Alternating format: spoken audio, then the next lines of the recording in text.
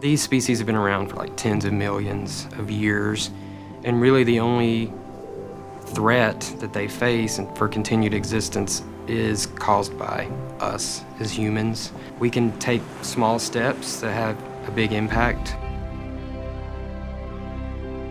I'm Dr. Brian Shamblin, and I'm an associate research scientist at the University of Georgia.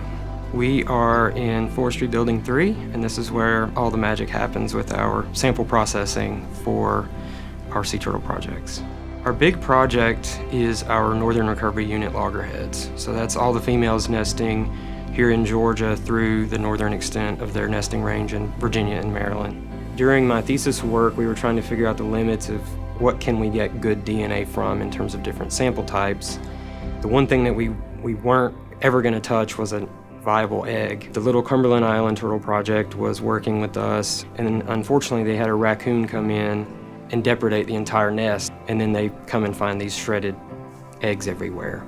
The technician Jocelyn Coulter actually had the foresight to freeze some of those eggshells and ask, hey, can you get the female's identity from this? And it worked, and it matched one of their tagged females. So that's when the light bulb went off that, hey, this could be a really valuable tool for trying to figure out how many females we have, how many clutches of eggs do they lay each season, how often are they coming back to nest, and then how much are they moving around among the different islands. So the markers that we use are microsatellites, which is exactly the same kind of markers we use in human forensics for individual identity. We just had to isolate new ones from loggerheads because they're species specific typically. So in the last few years, we've processed anywhere from about 10,000 to 16,000 samples a year. The exciting part comes when you actually do start matching and you're seeing some of these females from the beginning of the project returning, or when we make those kind of parentage matches where we can identify offspring that are coming in for the first time. The goal ultimately is developing a population model. It'll help us figure out, what to expect in the future, and if we need to step up any management actions to try to increase that hatchling production or reduce risks with other threats like fisheries bycatch or boat strikes or things like that.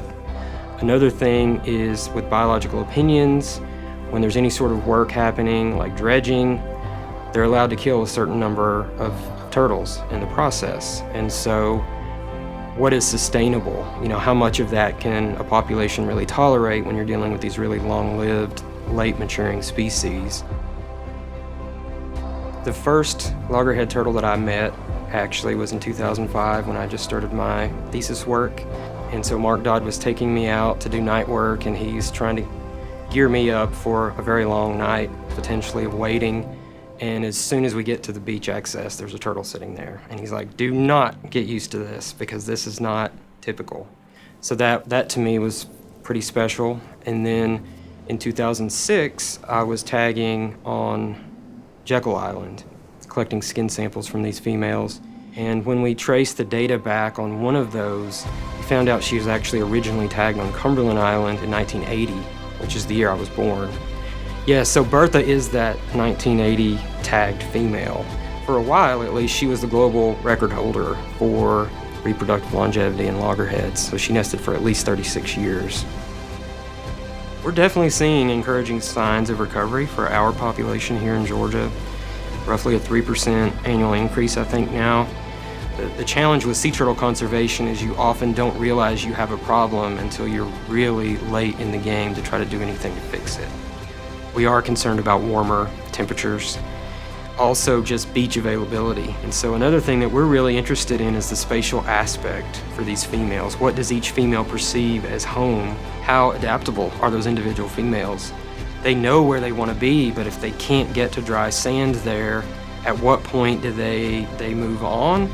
And at what point are they so frustrated that they literally dump their eggs? And so, we're concerned about how much, dry sand beach are we going to have left for these females to find. We have to sort of keep everything on the right track. We can't let it veer off course or things could get bad again really quickly. As long as we're not putting too much pressure on them as humans, I think they're pretty resilient and they sort of find a way. We just want to keep them as adaptable as possible.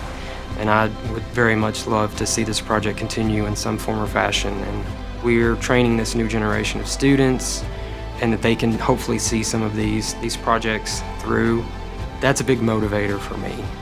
That makes it worthwhile.